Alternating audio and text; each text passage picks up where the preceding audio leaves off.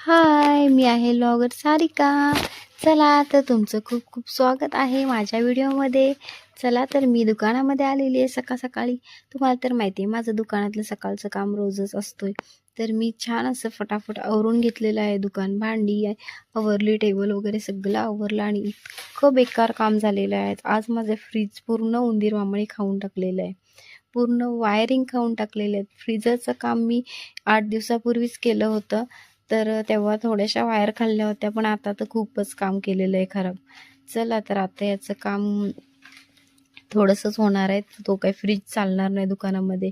बघूया आपण किती प्रयत्न करूया.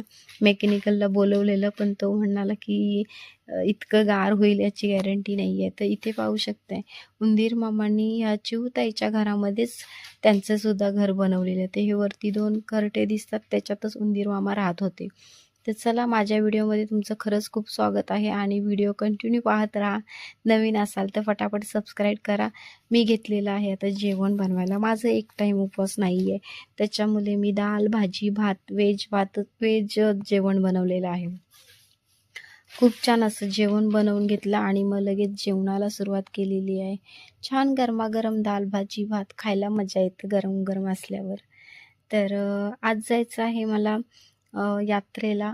तर आता म्हटलं जेवते. माझे मिस्टर बाहेर गेलेले आहेत, अजून आलेत नाही. तर जेवते आणि थोडंसं आराम करते, म्हणजे यात्रेतून आल्यावर लगेचच दुकानामध्ये जावं लागेल. तर चला, या गोडी दाल आवडते का कोणाला? तर या खायला फटाफट.